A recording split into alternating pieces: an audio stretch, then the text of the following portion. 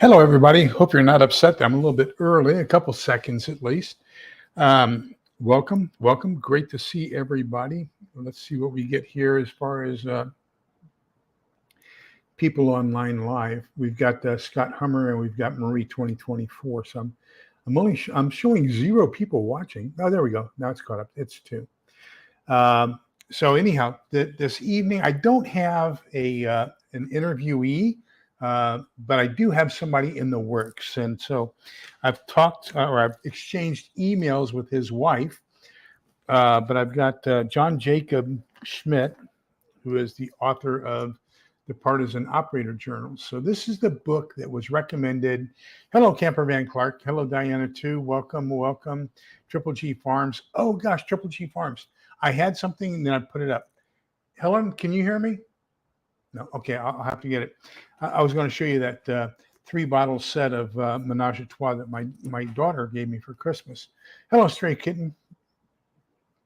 But anyhow, I am in communications with his wife, and it turns out that he's a special forces guy, retired up in the Pacific Northwest.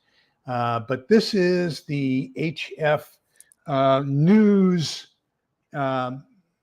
Transmissions, or broadcasts, I guess we could call it. Difference is transmission, you know who it's going to.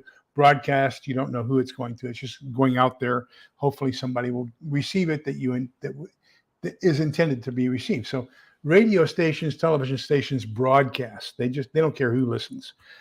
Whereas you and I, if we were talking to each other on radios, we would be transmitting back and forth rather than broadcasting, because we don't want other people necessarily to listen.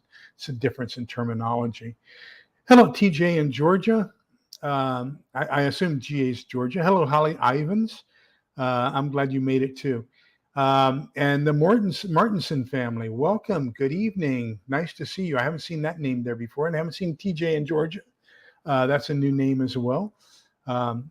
Gosh, and thanks to my moderators, I have some of the best moderators in the world. So just a real quick rules of the game. It's okay to disagree with me. We all have different viewpoints. We all have different experiences. We all see things from different angles. And so it's okay to disagree with me. Just do me a favor, be polite about it. However, I will not tolerate anybody being disrespectful or unkind or impolite to the fellow people in chat or to one of my moderators. And so they can put you in timeout. They can delete you from the chat if you are disrespectful or anything to a fellow chat member. Direct that angst towards me, not towards other people. Wow, the Martinson family is from Canada. Well, welcome from way up north. Let me see who else we got here. And Sheila Dean, I guess it's Sheila Dean is from Tennessee. That got the first 2 letters right. You just need to change that into an X and you'd be perfect. Scar X, hello from Canada as well. Kill It and Grill It from Nebraska. Oh, and Kill It and Grill It's a great one. He's got a great channel. You might want to check out that one as well. But let's talk about the things that are going on in the world, and it's beginning to look like we may not make it through this summer without some sort of major event. And I'm not going to tell you what it is. I don't know. I don't have a crystal ball. But gosh, things are not looking good. I mean, we've got more and more of this conflict between people who are diametrically opposed to how we should run our country and how we should run our government. And, and it's gotten to the point to where one side's willing to talk and the other side's willing to fight. And, it's just getting kind of to the point to where I'm going to give up trying to talk here in the near future and just do like the other side and just fight. We need to find a way where we can dialogue and do it in such a way that we aren't coming into hyperbole. Hello, Integrated Preparedness, Steve Smith. And so that's another great channel. And I'm kind of picking off a little bit on what Steve has been talking about the last couple of his videos. And it's also a takeoff on what Prepper Dog put out today as well. So Texas Redleg, good to see you, my friend. Welcome. It's nice to see you off the road and into the chat. So anyhow, I just have this feeling, if we take a look at the stuff that happened with North Korea and their missile launch yesterday, gosh, did the Japanese, the Okinawans, the South Koreans react? I'm not going to judgmentally say over or underreact. I'm just going to say, gosh, did they react? And the possibilities that was not a satellite, that was a weapon of war, that the possibility is there. So I'm not going to say that they over reacted to that. I'm just going to say they reacted, and that put kind of a chill on everybody's things. We've got the offensive going on by Russia right now, and supposedly the counteroffensive by the other party is getting ready to go. Did you see the stock market today? Oh my goodness gracious. We've got a report that all of the central banks are buying up all the available gold. Somebody ought to tell them, one of those smart preppers who has all those great trite expressions that they haven't really thought out, ought to use one of those trite expressions and tell all these governments, gold has no value, you can't eat it, and maybe they would stop buying all this gold for a post-apocalyptic event or post-economic event, whatever the case might be. But anyhow, they haven't heard that. They haven't heard that you can't eat it, so they're buying it up like you would not believe. And that's going to cause the price. So what happens is, as the price of gold goes up, of course, the value of the dollar goes down. So they're kind of in opposition with each other. So we've got that. The possibility of World War III, the possibility of financial collapse. Did you see what they did with the budget? We don't have a budget. We don't have a debt ceiling. Basically, what they said was, you can do whatever you want until January 2025. Just spend away. I mean, how's that for a debt ceiling? There is no debt ceiling. So that's just totally crazy in my opinion. So what do we got to do? Well, I think it's time for us to start thinking about being a little bit more clandestine in what we're doing, and maybe not aggressively seeking out new members to our groups. I mean, we can, we can look for people to bring into the fold of our groups. And I would recommend that you do that with people that you already know and trust.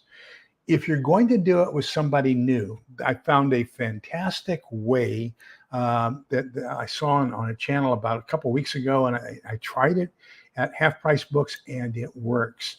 And so I walked up to a guy and said, can you tell me where I might find some books on preparedness and disaster preparation?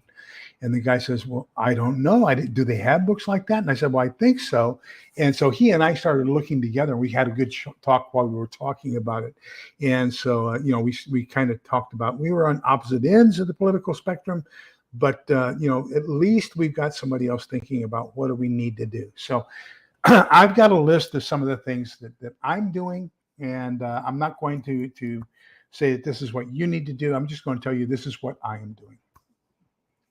If you like what I'm doing, then you can reciprocate and do what I'm doing.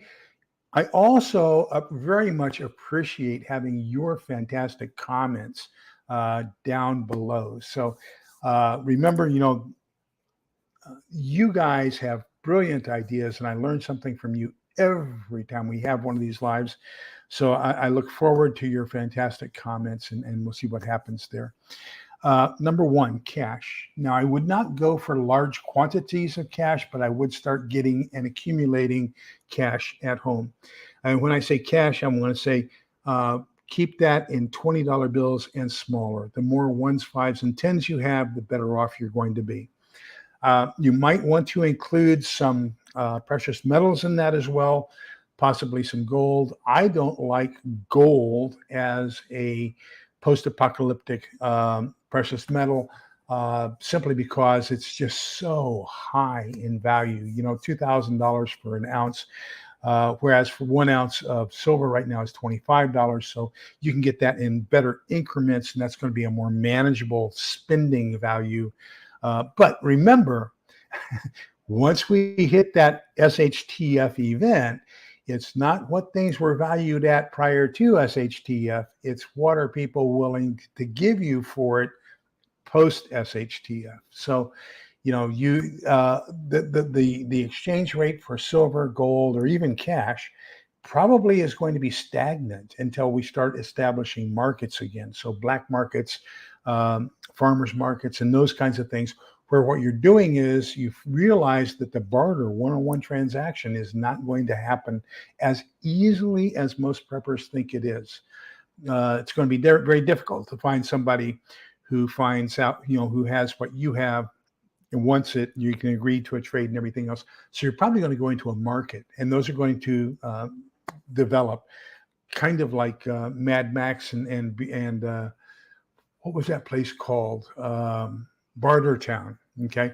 And so Texas Red Leg is saying half pints of whiskey. Yeah, that's a great barter tool. But I'm talking about a currency that's going to be used in a post-apocalyptic event that's going to be a standard of purchase among a lot of different people with different things to sell. Get cash, get gas, have gas on hand. I was reading a book today, and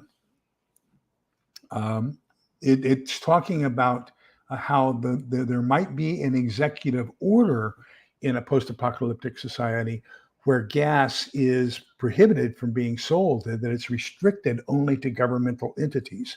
And so make sure you have plenty of gas. Make sure you have some good gas stabilizer. Now, remember, gas does not stay good forever. You've got to put some stabilizer in it. You've got to use it. What I do is I'll put Stabil in it, and then Toolman Tim turned me on to Pride G, and that's another good one. And I even prefer it over Stabil now. But what I do is when I get low on one of my tanks, I'll take that 5-gallon jug, I'll put it in the pickup, and then I'll refill that jug and put some Stabil or Pride G, whichever one I happen to have. I've got a couple pints of Stabil left, and I have 1 or 2 pints of Pride G. Get up on paper products. Make sure you have plenty of paper products. Keep track right now on how many rolls of paper, of toilet paper, does your family use each week. That gives you an idea of how many you're going to have in order to last a period of time, whatever that period of time is. Same thing with paper towels. And then what are you going to do for fuel as far as cooking? So, so I save the cardboard thingies, rolls, that the toilet paper, Stabil and Pri-G. And I'll put those in the show notes, both of them on Amazon if you want to buy them through there. I have not found Pri-G at Walmart. I have found Stabil, and that's Stabil, but I have found Pri-G on Amazon. So Diana too is kind of agreeing with us there. She's saying that that's going to be, hello Prepper Book Club, welcome. That we are going to have gold and silver downstream. It's not going to be. It's going to be once the market's established. I agree with you there. Triple G Farms. There you go. Thank you, sir. Make sure you get yourself some fuel and some 5-gallon, or whatever size gas tanks. Do me a favor. Do not store those in your garage or in your house. Flammables and explosives and combustibles should not be stored in your home. And if you have an excessive amount of ammunition, if you have an excessive amount of fuel or anything like that, or combustibles in your house, and it catches fire, and it exceeds what your insurance company considers to be normal, then they can deny paying the claim for a burned down house. So, find a way to keep your flammables, explosives, and all that kind of stuff away from your house, so that before SHTF, you don't have a chance of it ruining your insurance policy. Make sure you're getting up on food. Now, I want to cater this, the paper and the food. I want to cater it to a class that I'm taking at the church. What do I do with my book? There, it's over here. So here's every Monday night. That's the reason we're doing this on Wednesday right now instead of Monday nights. I'm doing Bishop Barron's 7 Deadly Sins and 7 Lively Virtues. So basically, he's taking Dante's Inferno, and we're studying the 7 major sins, and then how can we overcome those? How can we be something else? And so this last week, we were talking about gluttony and asceticism. Asceticism being the opposite of gluttony.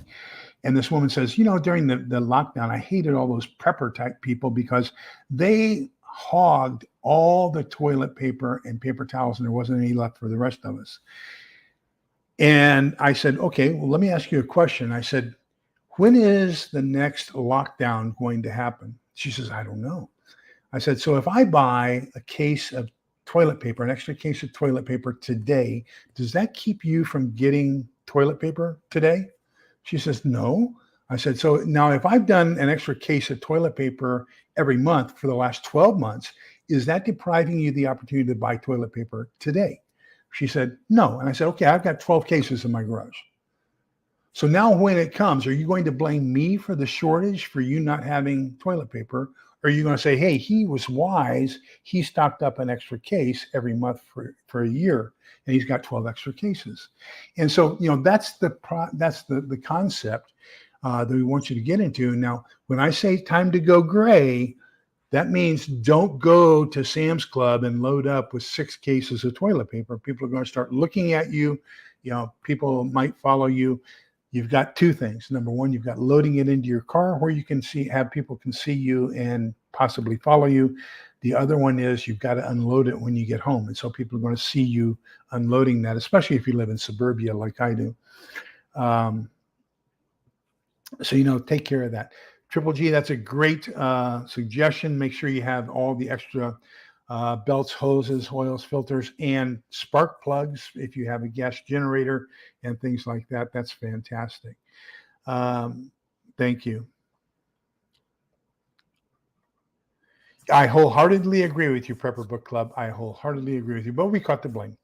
Okay, same thing with water and water purification. Make sure you have some water.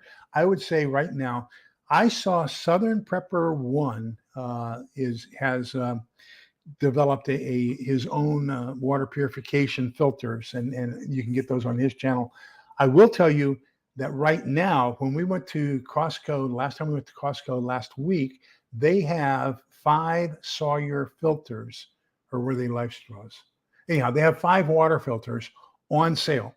So I would say Costco, go get yourself some. Make sure you have a way of purifying your water in a post-apocalyptic event. Don't get cases and cases of water, because that's going to turn your neighbors on to what you're doing to prepare. Now, the next one, get some heavy blankets and some ways of affixing them. See this behind me? I want you to be very, very concerned about 3 things. I want you to be concerned. I am very concerned about light discipline. So I'm going to take some heavy woolen blankets and I'm going to cover this. We're very lucky. We've got a total of 5 windows here that go to the outside, and then the others are in the bedrooms and everywhere else that we can kind of cordon off. But I'm going to put heavy blankets over all my windows and doors that have windows in them, so that nobody can see that I have a flashlight, a working flashlight, or a candle, or anything else at night. I have a whole house solar system. I don't want them knowing that I have plenty of electricity at night. So get yourself some extra, either thick blankets, wool blankets. Get yourself some contractor plastic bags, or some thick black sheeting, plastic sheeting. That can be 5 mil plastic sheeting, and then some masking tape so you can fix it up over the windows. Just, you don't want any light escaping at night when everybody else is in the dark. While you're at it, just get extra trash bags. You're going to need all kinds of trash bags. I would say for probably the first week or 2, you'll be okay taking stuff out. But then as you start taking stuff out after that first week or 2, and people are getting desperate people do desperate things, and they will be going through your trash. So if you're throwing away a number 10 can of Mountain House food, that's a signal to people who are going through your trash that you are somewhat prepared, and you may have some uninvited guests. So you're going to have to find a way to stash your trash in good bags somewhere where it's not going to be accessible to the public so that they can't go through it. So those 3 disciplines I want you to be concerned about, that I'm extremely concerned about: light discipline, noise discipline. God, my 3 chihuahuas, I tell you what, They will bark if somebody is looking at us cross-eyed from 3 blocks away. So it's going to be kind of difficult to keep them calmed down, but try to be as aware of noise discipline as possible. The third one I'm going to be very, very cautious of is what I call odor discipline. So remember, when you cook, you're going to light up that grill. You've got the charcoal. That's going to give off a distinctive odor. You've got the T-bone gives off a distinctive odor. All that kinds of odor is going to be something that's going to be perceptible to your neighbors and downwind from you as good as possible. We have a fantastic restaurant chain or barbecue chain here in Texas called Rudy's. And as a matter of fact, my daughter went to high school with the daughter of the owner of Rudy's and the founder of Rudy's. And so I love their stuff. And I went there Sunday after church, and we got barbecue for the two of us. And get out of my pickup, and my God, the smell was phenomenal. That was just great. What a great idea, Holly. Let me get to you. It says, so Army wool blankets, contractor bags. He agrees with me. Holly says she's putting up cardboard first, and then the plastic. So I guess the thought process there is, of course, the cardboard is going to absorb some of the breakage if somebody tries to break in.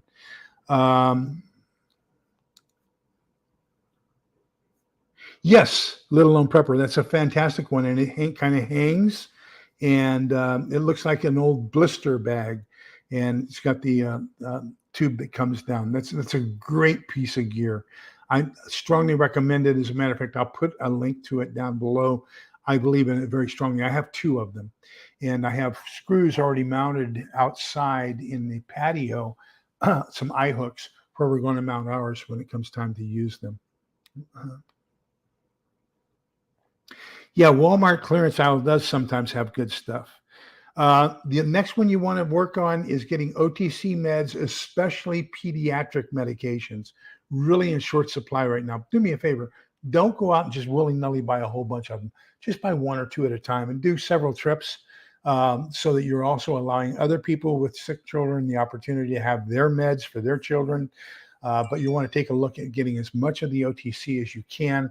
And then also take a look at prescriptions. I had my annual physical yesterday, and Dr. Mills is a great guy. He's a prepper too. He's been our family physician now for, well over 40 years. He took care of my mom and dad, and he and I were talking, and I explained everything to him, my concerns about all the things that are going on. So he renewed a couple of my prescriptions and wrote them for 90 days with refills. So, if you can, talk to your physician, see if they can't write 90-day prescriptions for you, and then make sure you get your teeth taken care of too. Get all those things you need taken care of before the end of summer. I've heard 1 or 2 people say that they're predicting the middle of June. I'm going to give it until the end of summer. So you may have a little bit of time, but get all those health issues that you have that you've been putting off. Now is the time to get them taken care of.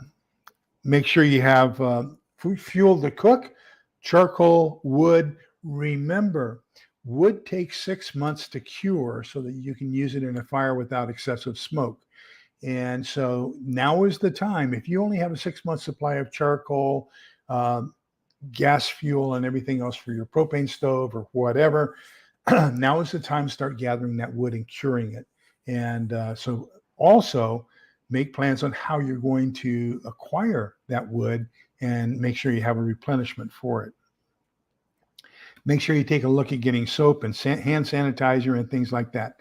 The last one I want to talk about is communications. How are you going to communicate with other people? Okay. So what we see is, if we take a look at, and Stephen is here with us tonight, if we take a look at his books, we've got these scouts that are become the primary means of communication with other entities outside of the Stonemont area itself, and they're going out and communicating and exchanging ideas with other people. And then, of course, they're forming alliances with these different communities around Stonemont itself. There's also the opportunity for radio communications, and so that's where this comes in. So this guy, um, John Jacob Schmidt, and this is mentioned in book 6 of a Americans series, where they're getting the nightly transmissions from JJS, John Jacob Schmidt, and that he's giving them the information about the commies are invading and all that kinds of stuff. Well, this is an actual radio network that currently exists. And so he gives you frequencies to listen to, and he asks the question, when do you listen? What frequency do you listen? How long do you wait for the signal to come? How do you know the signal is for you? How do you know it's an authentic signal? So all these communications things come into question about, will there be HF ham networks transmitting? And then what are you going to listen in on?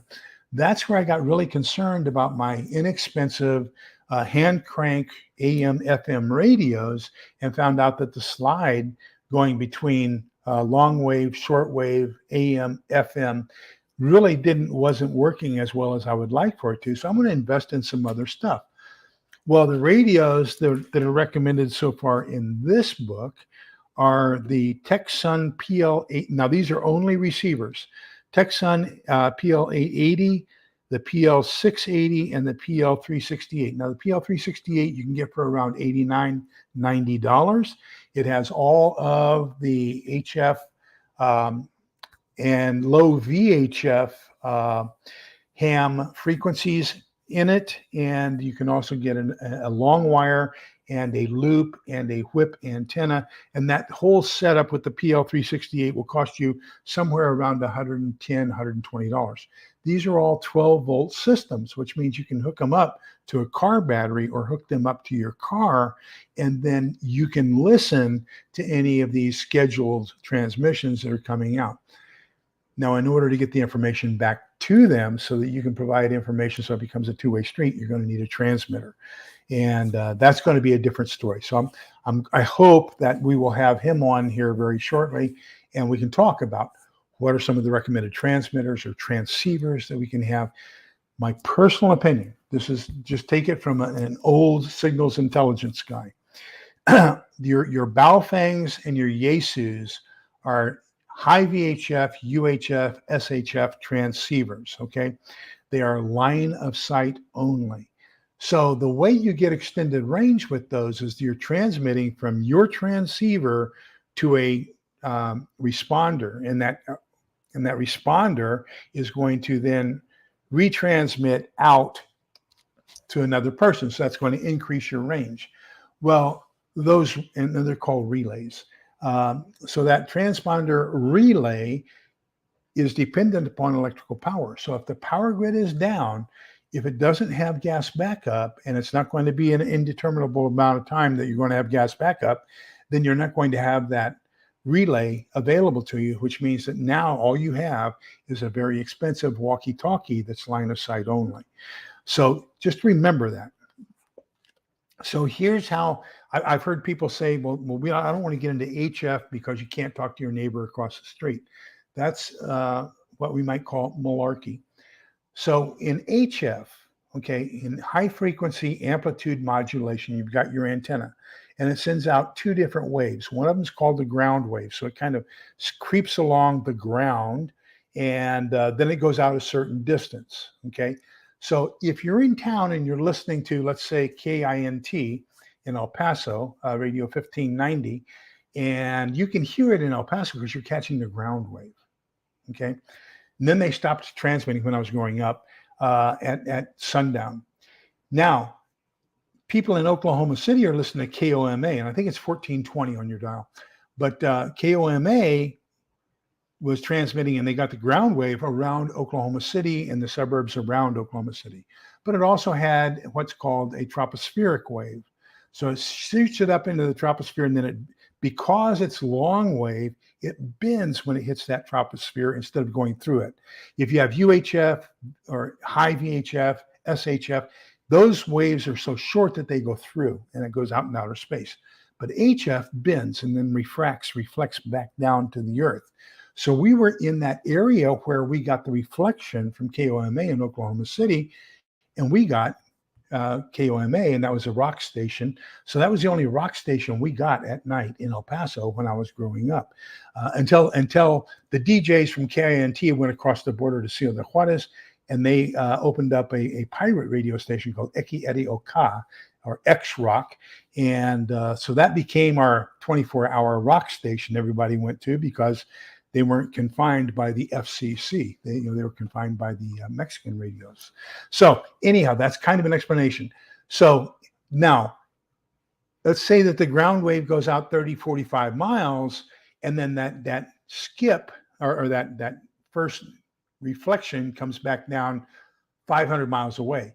That area in between the two is called the skip zone. So yes, if you're in that area between where the ground transmission ends and where the stratospheric bounce comes back down and you're not getting anything, that's called the skip zone. Yes, that is true. You will not receive any radio signals in that area. You have to be either in the reflected area or in the ground area. So that's kind of where that is as far as communications. So I just want you to be aware of that. Where are my notes? What did I do with them? Oh, it's a different notepad here. Okay. So we are aware that there are going to be some food shortages. We're already starting to see them. Beef, lettuce, beer, because of the aluminum for the cans. So I only drink bottled beer, so that's okay. I won't be suffering. Those of you who drink aluminum can beer, you will be suffering. There's a shortage of aluminum. Oranges, oils, especially. There's a problem with the crops in Italy and Spain for olive oil. So olive oil, they're down 20% this year. Expect shortages in oils, butter, corn, eggs, tomatoes, and any associated tomato byproducts. The article I got this from said bread. I'm going to take that and just say grains, because of course bread comes from either wheat or oats or rye or whatever. But let's just say grains are going to be in short supply. So make sure you're stocking up and getting yourself some flour. Then infant formula. If you need it, please start getting a little bit, but don't go out and hoard a whole bunch and deprive your neighbors the opportunity to feed their children. Pick up 1 or 2 extras each time you go. Sugar and rice. We're already seeing rice. As a matter of fact, I'm very in with our local food bank because I'm a member of St. Vincent de Paul. And so we go out on a regular basis and help our neighbors who are in need of financial assistance or food. And so one of the things we're seeing in our local food banks is critical shortage of rice. We just can't seem to be getting it. And so that's something else that when you see it, make sure you get a chance to get it. So that's kind of where I am. I'm trying to get as much in to prepare for an apocalyptic event in the very near future. But I'm trying to do it in such a way that I'm not sending an alert or making myself a target for people who are around me who are not closely affiliated with me or a member of my group. I'm very lucky. My next door neighbor is a member of my group. The guy directly across the street is a member of my group. The guy over on this side is a member of my group. So there's 4 of us here out of the 6, 8 houses that can see my garage that are in my group. So that's some consolation, but not much. I mean, once they run out of food, what happens? Desperate people do desperate things. And so does that make me a target for them? I don't know. I've only known them for 8 years. So, and some of them not that well for that time. Okay, let's get to comments here and see what else we've got. So Camper Van Clark says, yeah, he's got some what we might call armpit neighbors.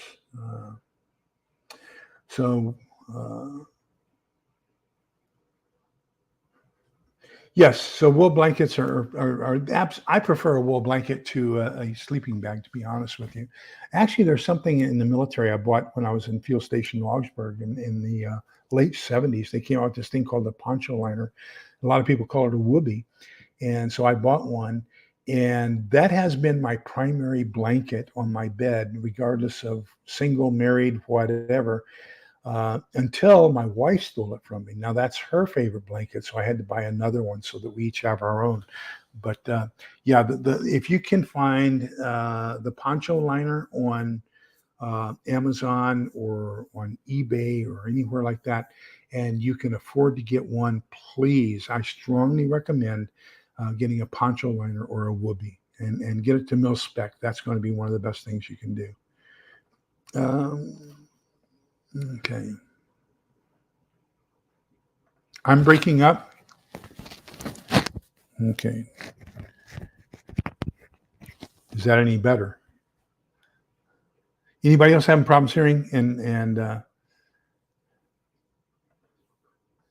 yes. So yeah, and dental care is going to be so difficult. So I here, what, 6 months ago? No, gosh.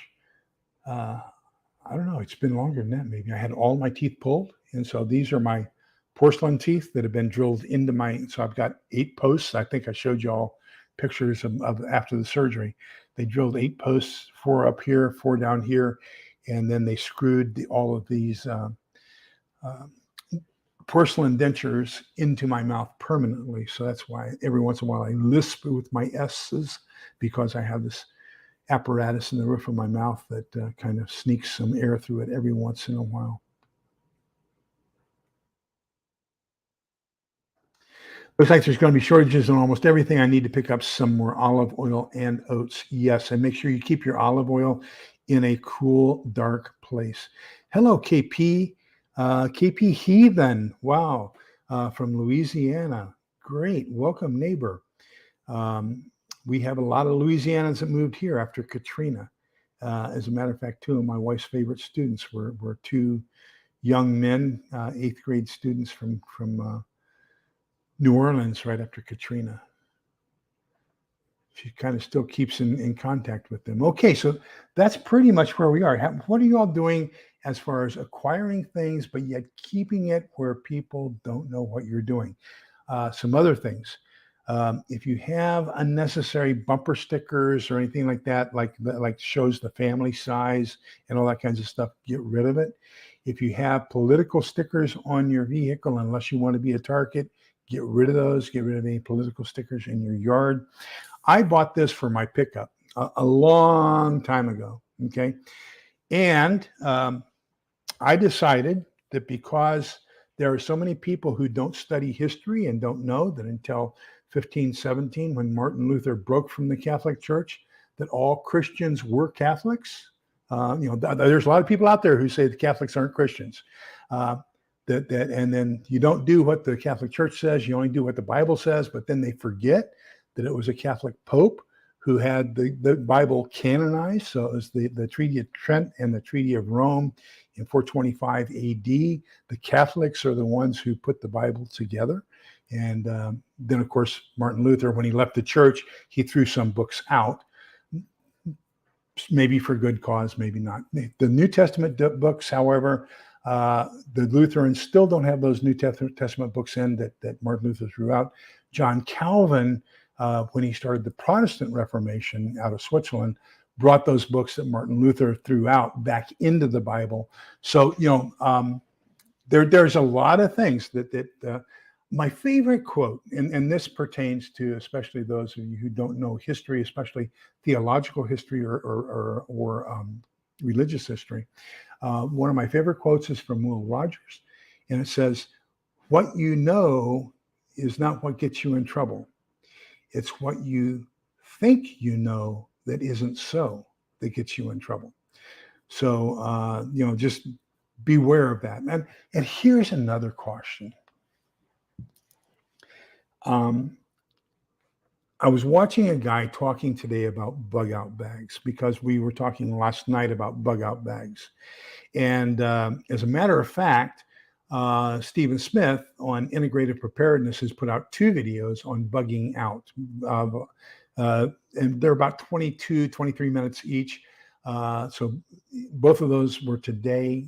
Look for Stephen Smith integrated preparedness, bugging out 1 and bugging out 2. But anyhow, so I've been, for some reason, a lot of people are looking into bugging out and bug out bags and everything else. And this guy said, take a look at what other people are doing. And that's why I say you don't have to necessarily do what I do. I'm just giving you some ideas what I'm doing. If you like them, if you feel that it's appropriate for you, do it. If you don't think it's appropriate for you, then don't do it. I was on another chat today with a guy, and we were talking specifically about bug out bags, and he says, well, a lot of new preppers, they don't understand that you got to put your bug out bag together, and they're buying these bug out bags, these pre-assembled bug out bags. And so I had to let them know. I started my bug out bag in 1980. It was an old Alice pack, and so I started working on it. And man, I threw stuff out. I didn't throw it out, but I got new stuff, added it in, swapped things out, gave stuff away, traded, all that kinds of stuff, and constantly upgrading, especially in knives. And that worked fine until 2015. Then in 2015, I got my Toyota, not Toyota, my Kia Sportage. And somebody had one of those magic things that opens all the trunks electronically. And so every Kia Sportage in my neighborhood was robbed that night, and my bug out bag was stolen out of the back of my car. So I've been working on it since 1980, 35 years working on that bug out bag, and it's gone. So I kind of got a little bit paranoid, and I was working up in Waco, and I wanted to have a get home bag.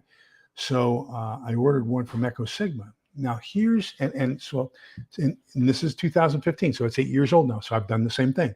I've replaced some items, I've upgraded some items. I'm constantly revamping and perfecting it and everything else.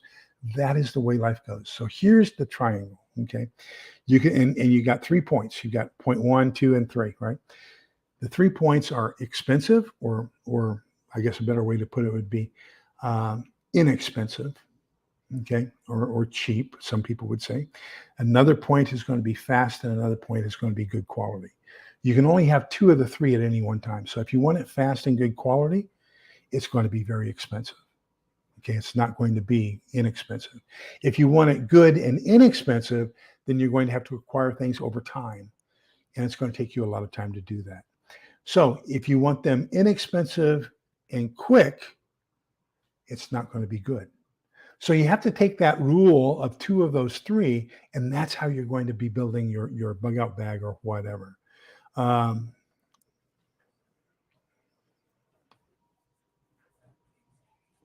Yeah, I think there's a lot of people starting to wake up, let alone prepper. I believe so. Buzzard Prepper, welcome. You're another new one. Welcome to the group. Glad to see you. I'd appreciate it if you'd subscribe. That would be great. I've got some fantastic gifts we'll be giving away once I reach 5,000 subscribers. Let me see here. And I have some great moderators. So if you have any content on your channel, they will be adding a link to your channel. So, and Scott, would you do me a favor? Would you put in integrative preparedness again so that people can go to his 2 bug out videos from today? I would greatly appreciate that. Or Triple G, either one. Let me see here.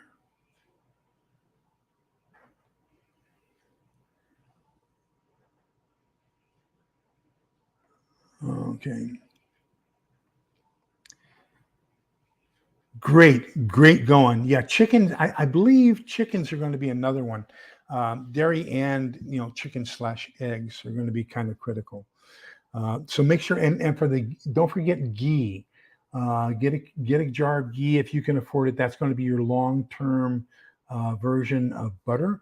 Or you can also get some freeze-dried butter from several different providers. While we're at it, let me tell you what I'm ordering on my Thrive Life order. So I am an affiliate with, or a distributor with Thrive Life, and I'll have that link down below. But here's my monthly order that ships on the 4th of each month. This month it'll be the 5th because the 4th is on a Sunday. So this month I am ordering instant milk, scrambled eggs, ground beef, sausage crumbles, diced tomatoes, tomato sauce, cheese sauce, so I can make macaroni and cheese, onion slices, and pepper jack cheese. So that's going to be right at a $300 order this month. And I'm spending a little bit more simply because something tells me I've only got 1 or 2 more orders left before I'm going to be primarily living off of it. Good going, Pepper Book Club. The unfortunate thing for us is my mother-in-law passed away. My daughter graduated from college. We had a 5-bedroom house, just the two of us, and vacuuming took 3 days, let alone dusting. So we decided to downsize. We went from 3,500 square feet down to 1,700 square feet. So my garage is filled with stuff that I need to go through and throw away. So I'm still going through it and throwing away about a box a month of different stuff that we no longer need. We can't get anything into the garage right now. Hopefully here in the near future we can. But downsizing to that great of an extent, it saves on vacuuming and dusting. But man, I tell you, trying to fit stuff in here. I sold my living room and one full bedroom to one of the social workers when I was HR director at the homeless shelter, and gave her a great deal. She got 3 full rooms, because we gave her a dining room set too. 3 full rooms, dining room, living room, and bedroom for less than $500.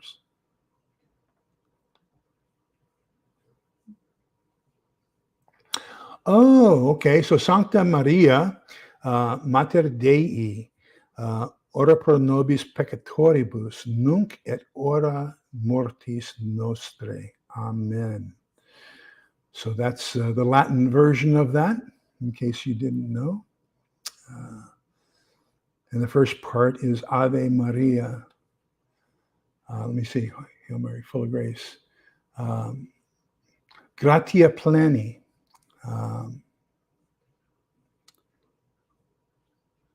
Okay, let me see. My father was Presbyterian. My mother was Catholic. And then I left the Catholic Church when I got married the first time, became a Southern Baptist minister, and did that until we got divorced. And in the Southern Baptist Convention, you cannot be a minister and be divorced. So I went back to the Catholic Church, and all the studies that I did while I was a minister in the Baptist Church caused me to get closer and closer to Catholicism. And so just, it's strange how it worked out, but now I am, my sister thinks I'm a kook, but that's okay. We are at different levels of the participation in the church. We are doing fantastic with tomatoes. I'm having a problem with blueberries. Blackberries are looking good. Strawberries are looking fantastic. My bell peppers are looking good. Squash is looking good. But some of it I'm just really having a hard time with. And so I'm learning. I'm still a constant learner in gardening, and I'm not doing as well as I should be. So what do we have here? Sandy Arend. Hello, welcome. Karen Lemoyne, I guess. Let me see here.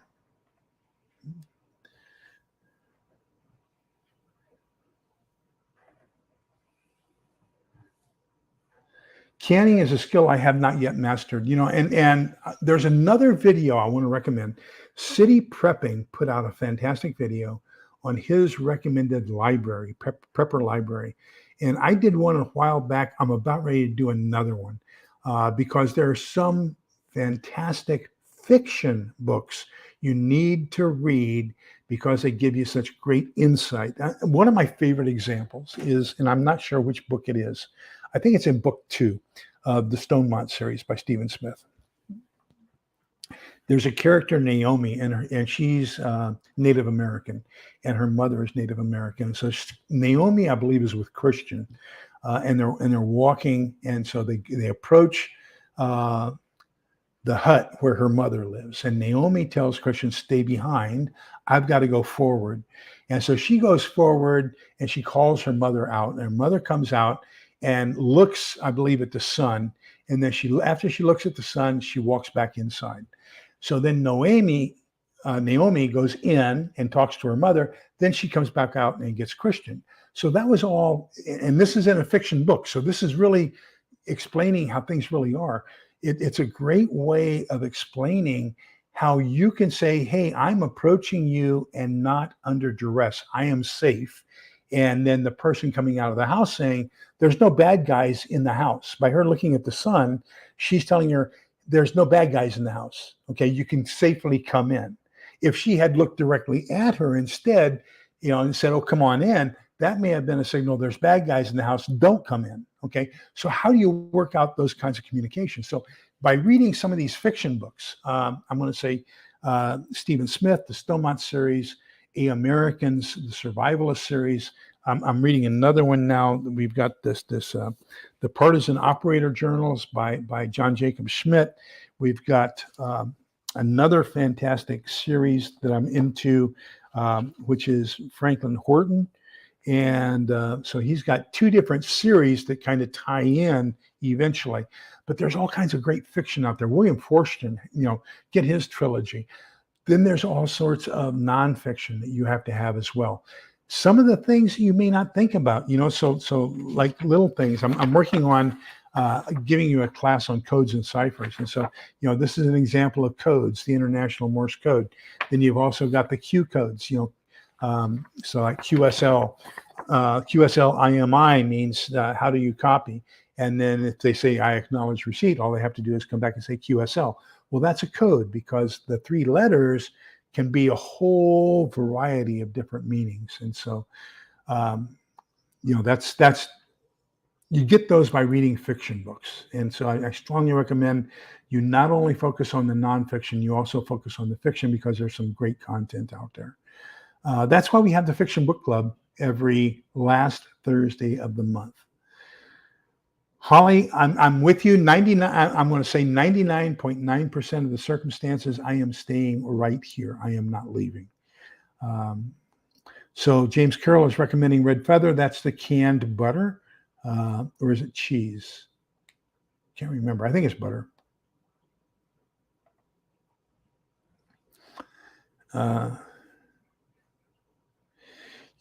We had something interesting. We had a discussion, a really good discussion, and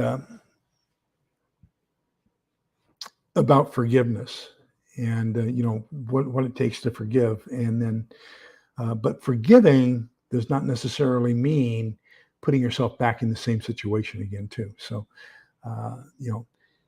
sometimes the saying goes, "Shame me once, or fool me once, shame on me. Fool me twice, shame on you." And I'm sorry, is it the other way around? Fool me once, shame on you. Fool me once, shame on you. Fool me twice, shame on me. Because I should not have gone back and given you the second opportunity to shame me. So, okay, let me see here. God, great comments. So Holly says she does both water bath and pressures. So yeah, I don't do either. I need to learn. The pressure cooking has always scared me. Pressure has always scared me, especially after the Boston Marathon. Dave Canterbury's bushcrafting books are fantastic.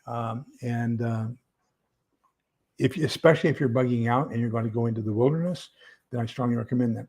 I will tell you that about 60% of my components in my bug out bags or get helm bags are from Dave Canterbury. They are from the Self-Reliance Outfitters. So selfrelianceoutfitters.com. He has some of the best equipment out there. Now it's not going to be titanium. It's not going to be lightweight, but it is durable and it is very, very appropriate for the type of situations that we will be in. Have I heard of MD Creekmore? Yes, I do. As a matter of fact, I used to be a devout fan of MD's.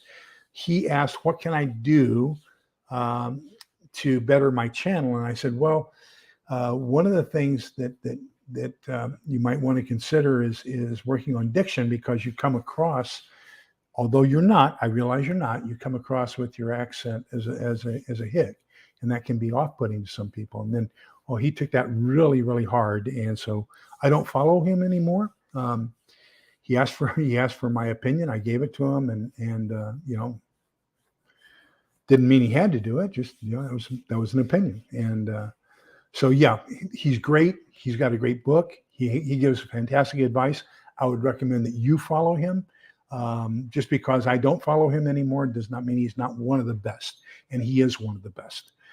So I would strongly recommend that anybody here watch MD Creekmore's channel and read his books. He is exceptional.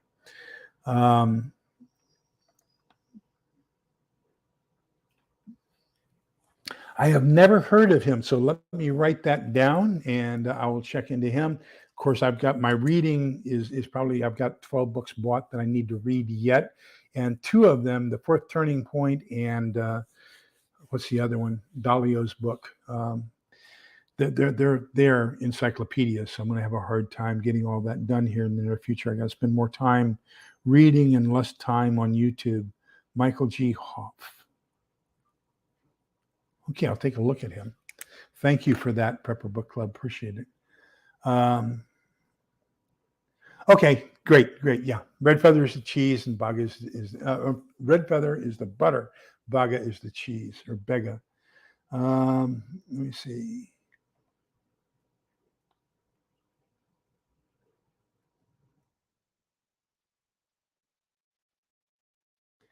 Tactical Wisdom Books by Joe Dolio. I'll write that one down too.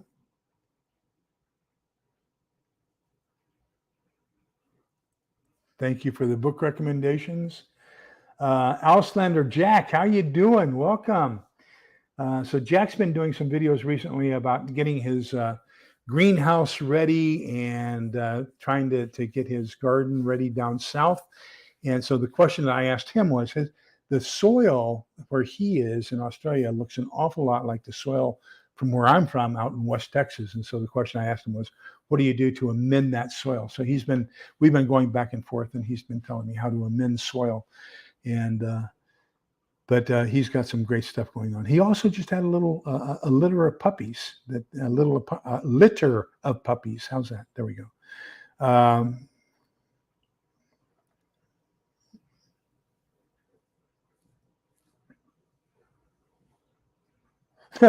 Great one. I'll have to remember that.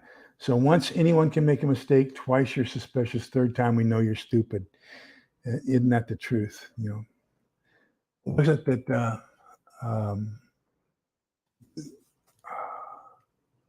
Samuel Clemens, Mark Twain, also said, sometimes it is best for people to think you're stupid and for you to keep your mouth shut rather than open your mouth and confirm their suspicions.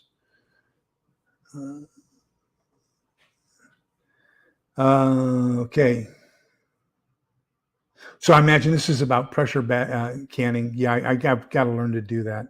Right now, what I do for pressure canning is not really pressure canning, and I'll put a link to it in the show notes too. But I have this tool. It's got a little flap.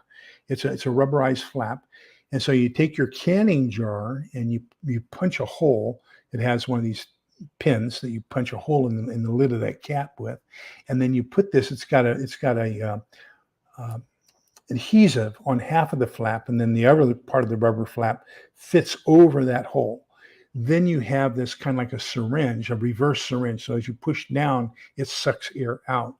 And then when you release it, of course, there's a vacuum inside, and it sucks that rubber flap down and it holds the vacuum inside the jar. So that's my experience with canning right now.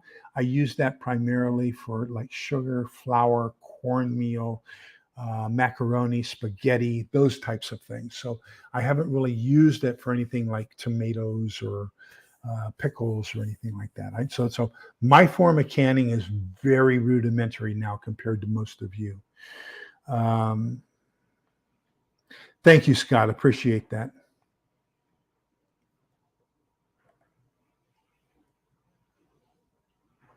So Little Lone Prepper got it for me. There we go. Okay, so that's where we are. Okay, so gosh, look at that. We're right at 9 o'clock. Hey, if you all have subjects that you would like to talk about, or if you have something you would like to join me on a live and share, please send me an email. Let me know what it is that you would like to talk about. I am more than willing. Provident Prepper is my number one go-to knowledge acquisition.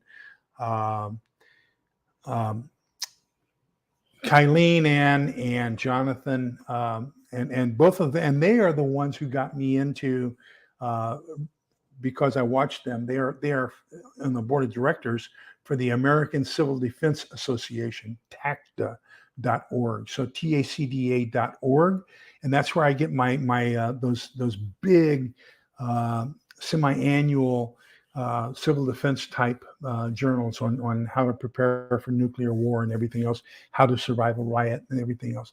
Really great organization. Kylene and Jonathan are the Provident Preppers, and they are on the board of directors for the American Civil Defense Association.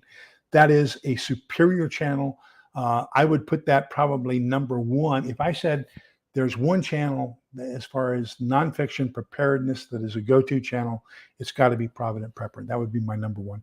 I like city prepping as well, and that's another great one. Chicken manure, great. I don't have any, but we'll see it. Good evening, South Florida, DCL. We're about ready to call it quits here. Little Lone Prepper, I think you will be very, very happy, very pleased with that. They also have a lot of good information about food storage, long-term storage, recipes, and everything else. I just printed out a new recipe today, showed it to Helen, and so she wants to do it. And so this is going to be a super skillet pasta. So it has 1 pound of ground beef, 1 package of dry onion soup mix, 1 teaspoon of oregano, 1 can, 28 ounce, of whole peeled potatoes, undrained and chopped, 2 cups of water, 2 cups of macaroni, a 1/3 cup of grated Parmesan cheese, and a 1/2 cup of shredded mozzarella cheese. In a skillet over medium heat, brown the ground beef until it's done. Step 2, stir everything together in a pot, and with the exception of the cheeses, simmer covered for 20 minutes, stirring occasionally. When it's done, remove, stir in the Parmesan, top with mozzarella, and it's cooked. So we're going to try that. And as a matter of fact, we're going to try it with some of our shelf-stable items, because everything we have there is available in a shelf-stable form. So the ground beef, of course, from Thrive Life, dry onion soup mix is basically sealed. Oregano is you can use that. We've got freeze-dried tomatoes, so that'll work. We've got freeze-dried water. Just add water, and it reconstitutes very easily. I better get some smiles. The macaroni we have, Parmesan cheese we have freeze-dried, and we have freeze-dried mozzarella cheese. So looks like everything there's going to be good to go. Okay. Use coffee grounds are what I am using because they're alkaline. So I'm acidic. They are very acidic. So that's what I'm using to acidify my blueberry bushes is coffee grounds. And you'll learn that from farming with Kylene and Jonathan as well. Okay, let me see.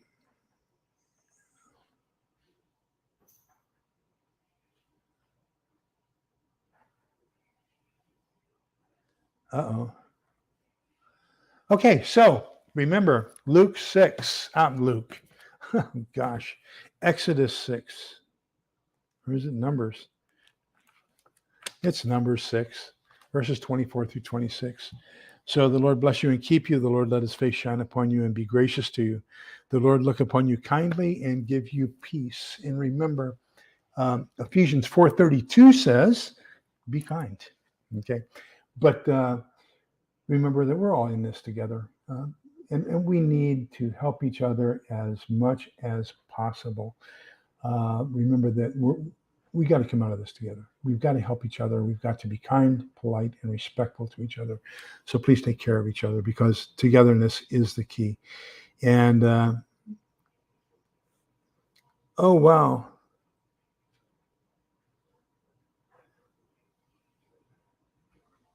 Okay, so I'm looking forward to see how that comes along, Jack. Just love what you're doing, and I love your morning videos as well. So, and Jack and I have been, he and I are kind of in line. The world is turning into the ultimate battle between good and evil, and those of you who are here, I am quite certain that all of you are on the good side.